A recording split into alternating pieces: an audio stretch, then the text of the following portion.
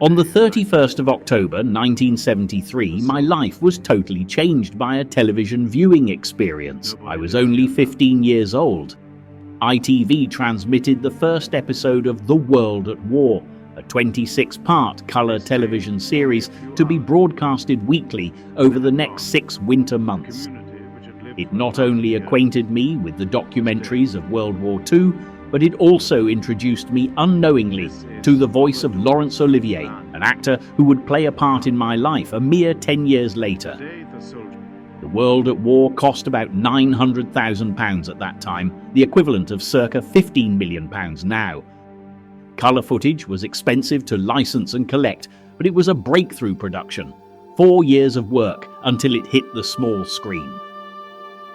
Over 50 years later, and after burning most of my cash and some of my soul, the book is out in English at 155,000 words, and it is already being translated into French.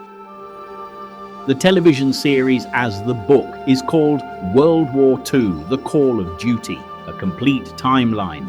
As near as fiddly, World War II broke down into 24 times 3-month periods, enabling me to make the somewhat bold, if not crazy, plan to produce an episode per quarter per annum from September 1939 to September 1945. It is the final volume of my work over the last 15 years to create some sort of rival series to the classic I use as the benchmark for my war programs, and now it is colorized. It is down to the judgment of viewers, time and history, to see if my pension fund gets restored to its once former glory. Following this short announcement is the opening sequence to episode 1. And I hope it interests you enough to hit the links and run with my work, where you are able to subscribe as you choose, hit notifications, and comment as realistically as you want.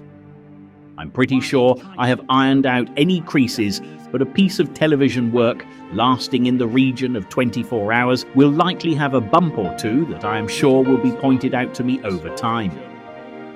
In addition, there are 24 audiobooks on the Liam Dale Audiobooks channel for those who snooze or cruise listening to such volumes. The links are all in the description. I mentioned my introduction to Sir Laurence Olivier R.I.P., that doyen of the movies and considered one of the greatest theatrical actors in history. As a mere adult of 25, I audaciously opened the Actors' Workshop in Denmark Street off the Charing Cross Road, and one of the earliest students was in fact Julie Kate Olivier, who her mother asked me to take under my precocious tween-age wing. There were a surprising amount of famous thespian offspring attending my workshop, but that is a story for another day. Baron Olivier's personally signed cheque arrived to pay for the course, and I overcame the urge to just keep it as a souvenir, instead photocopying it and framing it. I was too skint at the time with West End rents to be so noble. To close, a few weeks later, another well-known actor, Denham Elliott, had to postpone a workshop due to filming, possibly Raiders of the Lost Ark, but I could be wrong with this date.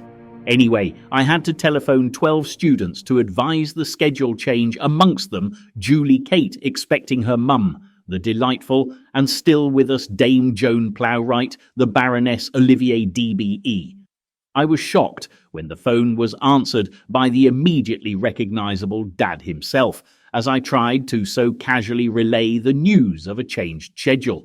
I had to hold while I get a pencil, darling, and I can safely say it is the only telephone conversation where I sprang to my feet and stayed there until the receivers were downed.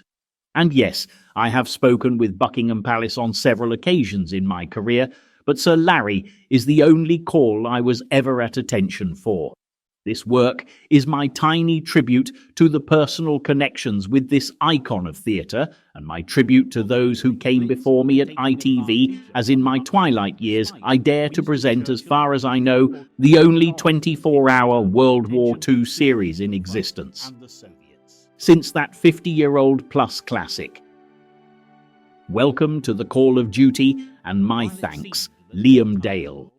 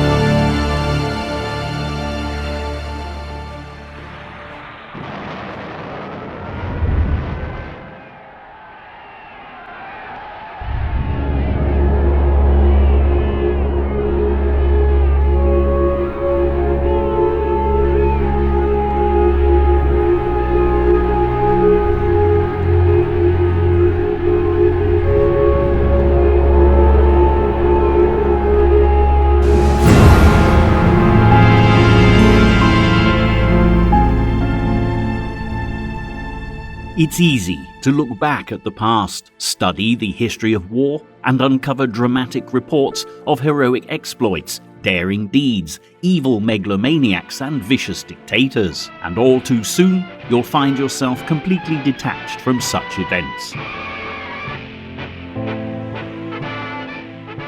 The turbulent wars that took place so long ago seem to have little connection with reality, will in fact often be the stuff of legend.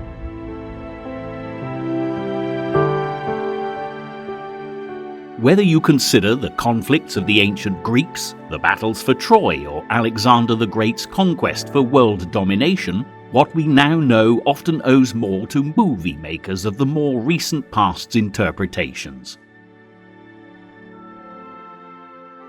War is about heroes, glory, and a rip-roaring story, and invariably the true horrors of human conflict are lost in the telling. What's more, the adage that history is only ever written by the victors is extremely accurate, or it was, until the wider use of photography and film developed through the course of the 20th century, painting a very different picture indeed.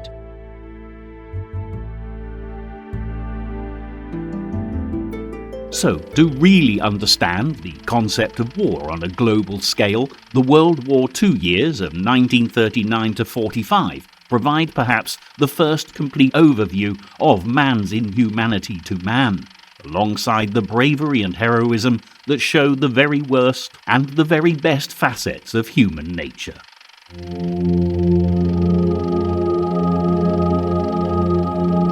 Incredibly, there are archive images from every stage of this conflict, and as we consider the events of the Second World War chronologically, this will build into the complete timeline.